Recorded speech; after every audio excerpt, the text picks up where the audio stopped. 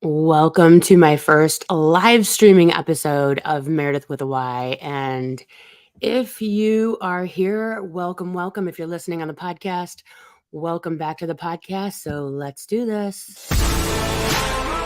Hello, everyone. This is Meredith with a Y, and I am your host, Meredith Willett. Today, we are going to go deep, changing lives, and I am giving you the keys to the castle.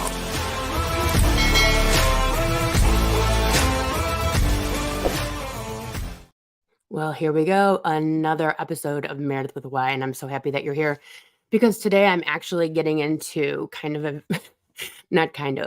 extremely personal topic.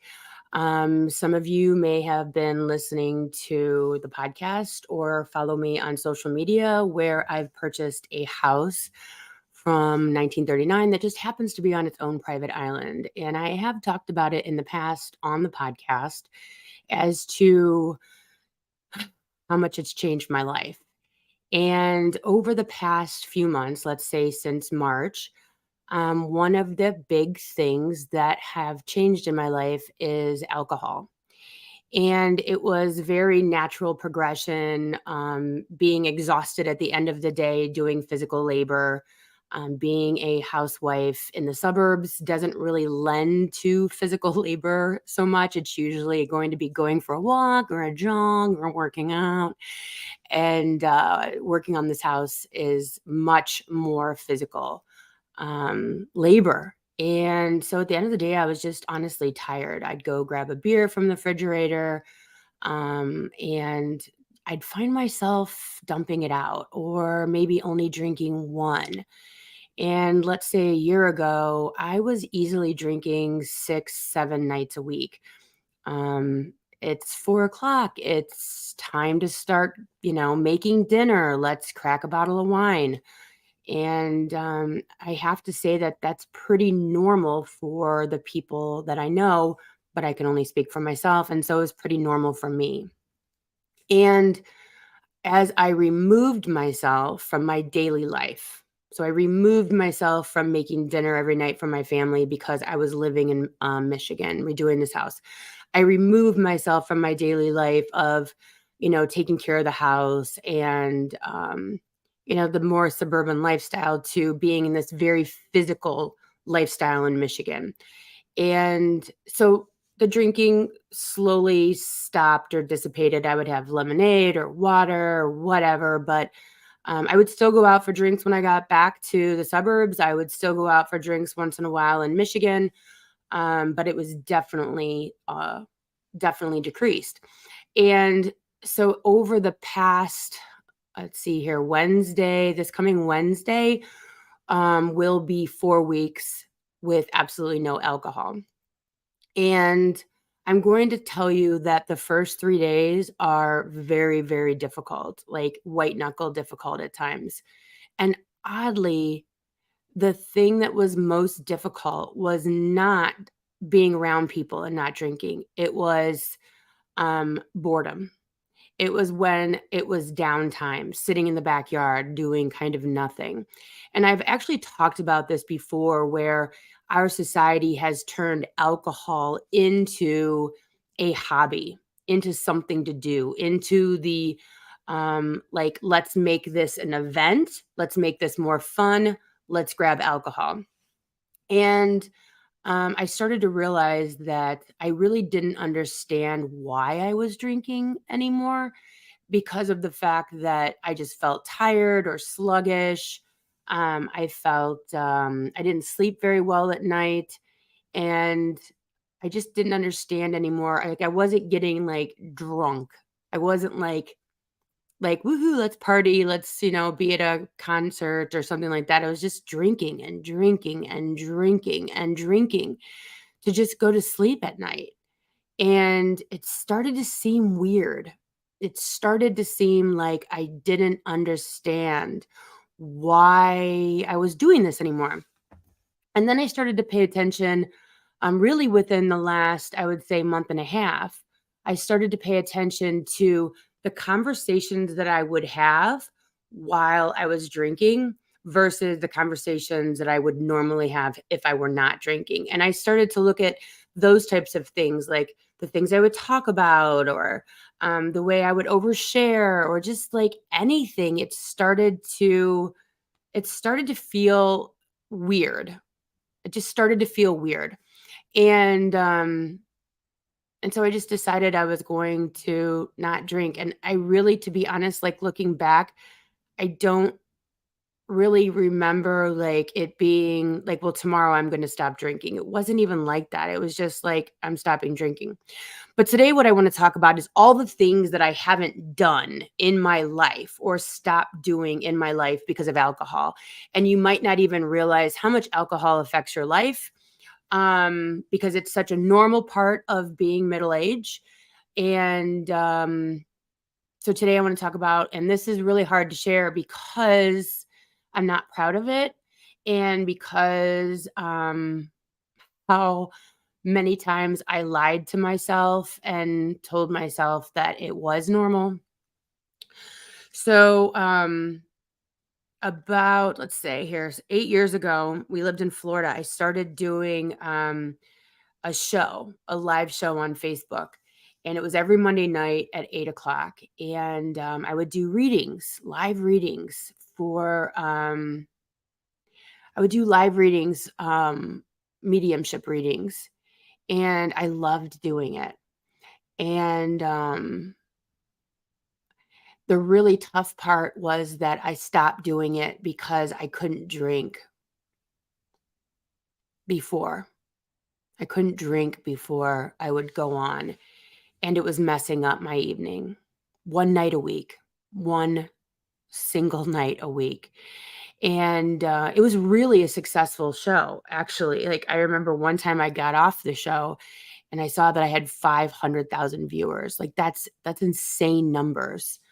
And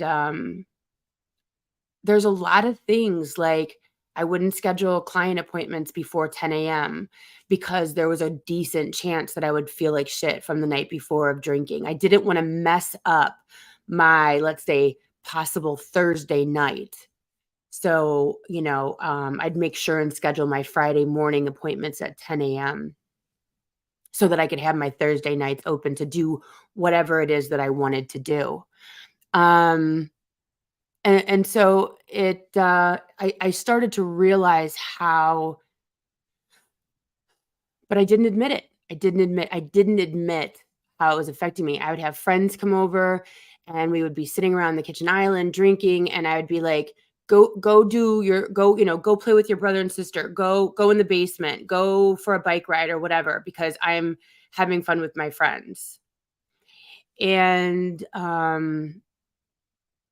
it's kind of amazing the things in your life that you will schedule or manipulate around um, drinking, because either you're going to feel like shit, or you know you can't do stuff because you would need to be sober, and you can't because you're going to be drinking. And I'm going to tell you, no one's ever come to me and said, hey, I think you might have a drinking problem. No one's ever. Except for maybe my doctor. She's like, I don't know, because I like, heavy drinking is for women is considered 2 drinks. I think it's a drink an evening, so, like, or drink a day, so it's like 7 drinks a week is considered excessive drinking for a woman. And I remember when I was going through breast cancer and I had to fill that out, when I had to fill out the, like, how much do you drink in a week, and it was like, 0 to 3, 4 to 7. I'm like, "Bruh, like, I could drink 7 drinks on a Saturday. Like, that's a week's worth. Like, okay, let's multiply that times 4. I'm ingesting 30 drinks a week." And so, a couple weeks ago, my husband and I went out to dinner, and I ordered a glass of wine. And this is when I was trying to, like, cut back on my drinking. And I'm like, I just paid $15 for stupidity. I literally just paid $15 for stupid. I didn't need this drink. I would have been equally happy with water. I would have been equally happy with an iced tea. I would have been, equally happy, whatever. But I ordered the wine out of habit. And I noticed since not drinking for the past 3.5 weeks, a lot of my compulsion or that, eh, that where I'm gonna order a drink. It's completely out of habit. My dad came to visit. We went on this architecture tour on the boat in Chicago. If you've never been, do it. It's a great, thing to do in Chicago. And so they have drinks on the boat. 100% would have got a drink on the boat. 100% would have done that. Then we went to lunch afterwards. 100% would have had a drink at lunch. Done. Then after my very stressful day of being on a boat with my dad and daughter, I would have walked in the house and opened a bottle of wine or cracked open a beer. 100%, 3 drinks, boom, by 5 o'clock. By 5 o'clock, done, 3 drinks. So let's just say those are 200 calories a piece. There's 600 calories of nonsense right there for no reason. All it's going to do is make me feel lethargic. I'm going to feel tired. I could actually get anxious. I could be irritable. And I just started doing the math, and the math wasn't mathing anymore.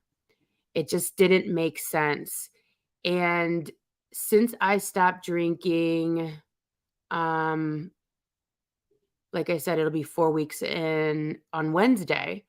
I've lost right around 10 pounds and I feel much better. My skin is completely changing, especially like around my mouth and my chin area.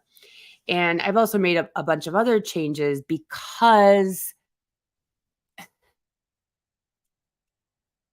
you can't, when you don't drink, your downtime is loud. The silence is loud. And so at 4 o'clock, when you're like used to going and drinking, and now you don't have anything to do, um, I walk a lot. Oh, a lot. I just got done with a 50-minute walk. Um, so one of the other things that I didn't do is because of alcohol was like challenges. So right now I'm doing this challenge. It's called 75 Hard, and it's 75 days of workouts and choosing any diet you want, basically. But one of the things is no alcohol. And I had a friend that invited me to do 75 Hard quite a while ago, and I didn't do it because I knew I couldn't or wouldn't want to go 75 days without drinking. God, that sucks. God, that sucks.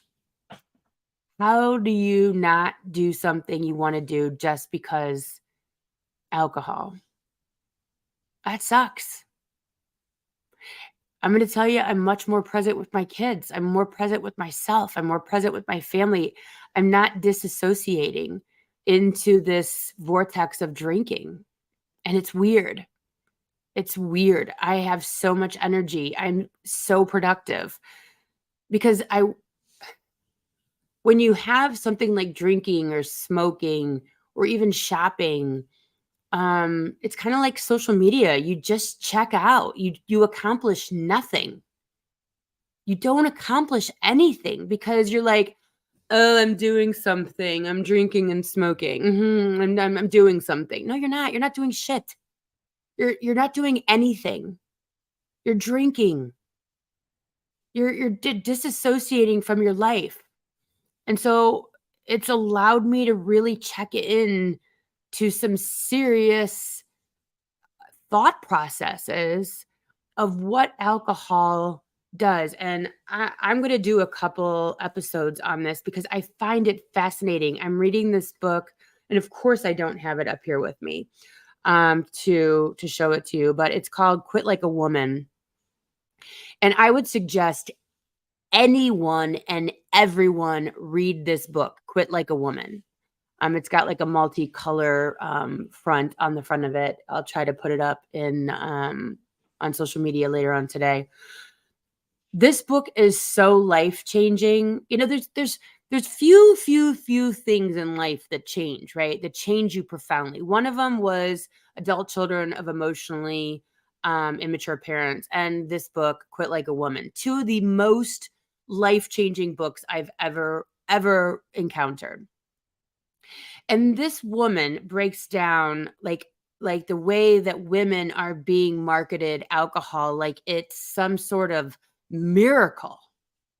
And it's a miracle. It takes you right out of your goddamn mind. But it's been marketed like cigarettes were marketed to women back during suffrage. And it's like, oh, like burn your bra, grab a cigarette, and like you're this person. And now they're billing it like mommy's juice, mommy's sippy cup, rosé all day, you know.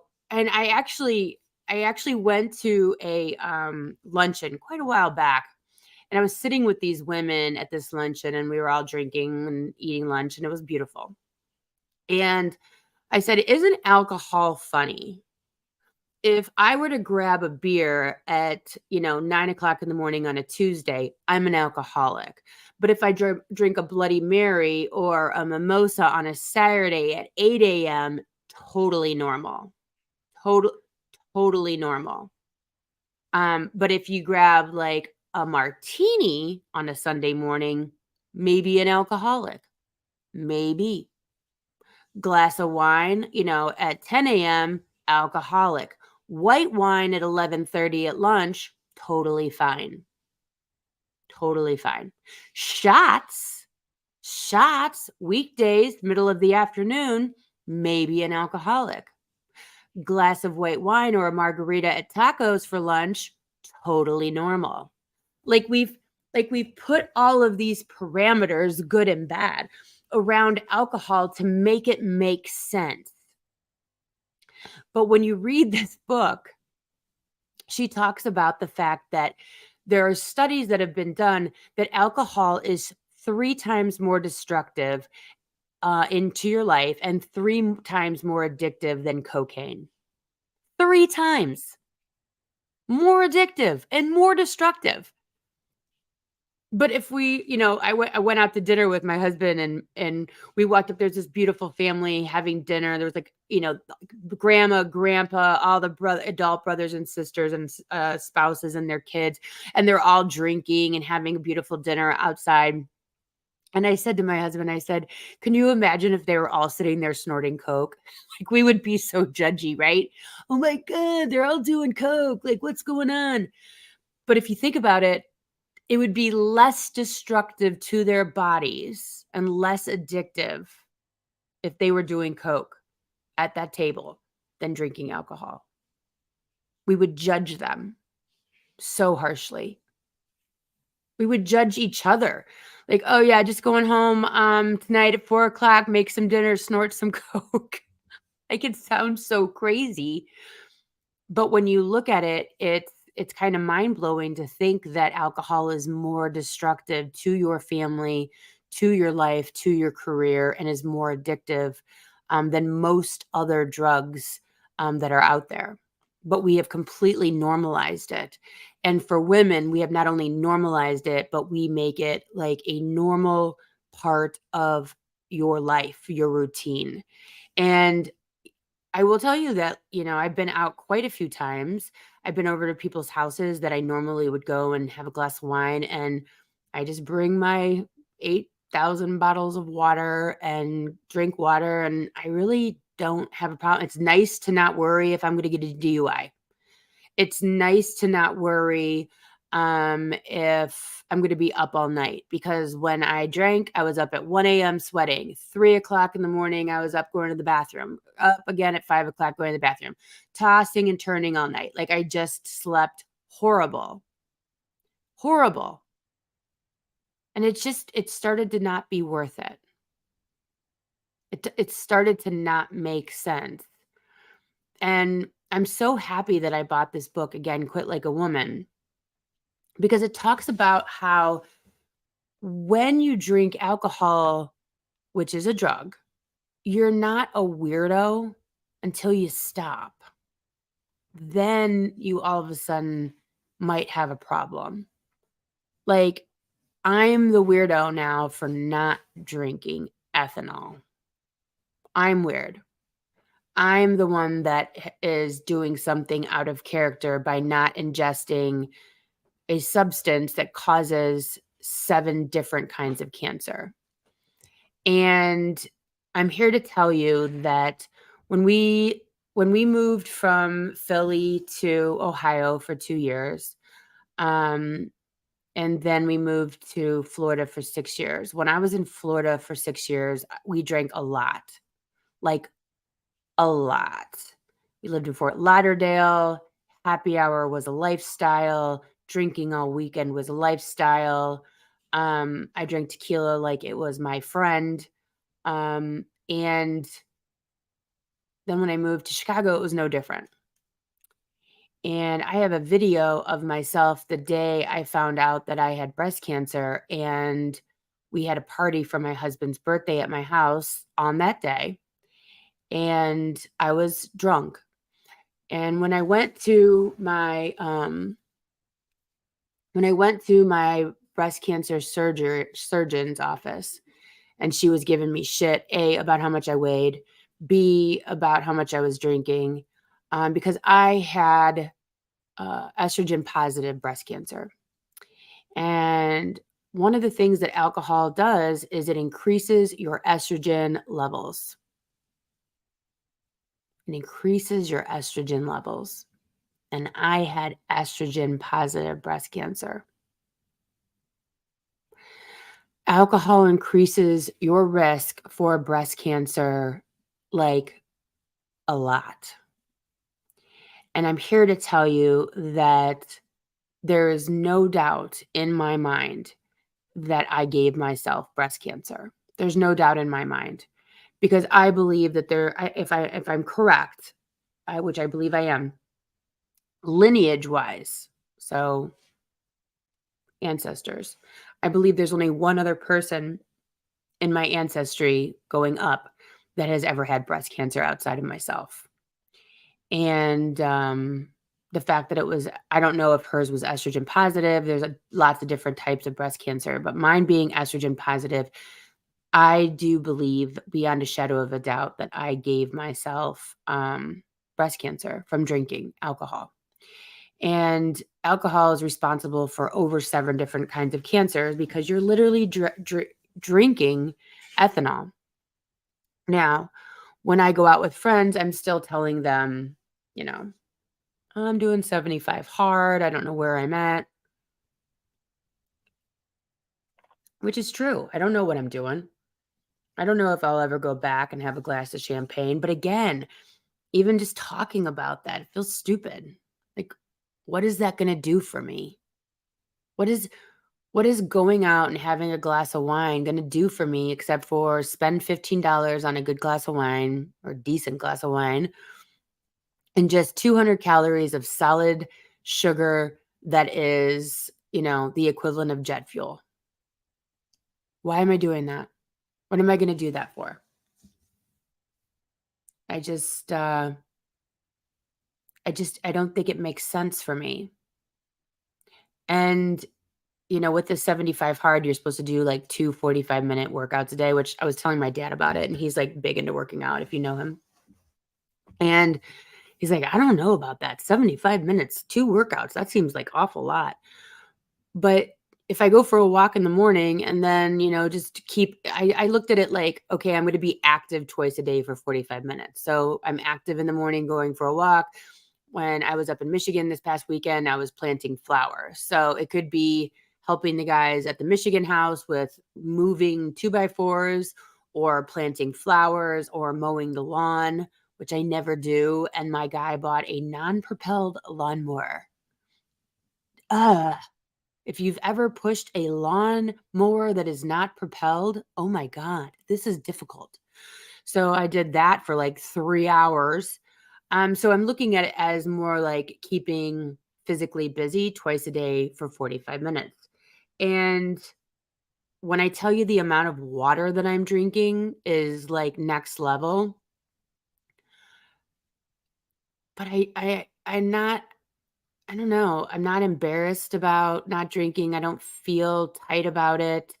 Um, I'm not missing it at all. I think one of the good things in this book that she talks about, which she was also actually in the book, Quit Like a Woman, she was actually referencing another guy who had written about quitting alcohol. And he said, when you decide that you want to quit, don't question your choice. Just don't question it. And I have to say that's been very calming because in the moment of quitting drinking, I'm totally fine. It's when I start thinking about, well, what if I go to Italy? Then what? What if I want to go and drink in Nashville? What if I go to a wedding and want to have a drink? It's these what ifs. It's these these things that aren't even here yet. It's these, you know, pie in the sky type thought process that I start to like, oh my gosh, like what if, right? And but if I just sit inside of don't question it, like don't question what the decision that I've made, I'm very, very calm about it. I'm very relaxed about it. I just went to this outside concert with everyone was drinking but me. So let's see, it was 8 people total. So 7 of the 8 adults were drinking. I was not. We went to dinner. I had a Pellegrino and then I drank water the rest of the evening. And I was totally fine by that. That didn't bother me at all. It's but what if I go to Italy? And it's like, I guess I'll deal with that when I get there. Because again, it's not like I was quote unquote having an issue. But when I looked at myself, I asked myself, is this the life that you want to live? And so that was actually more difficult. That was actually, um, where I had pause. So I don't know if anyone out there is, sober curious. I actually did an amazing podcast with Evan Cutworth.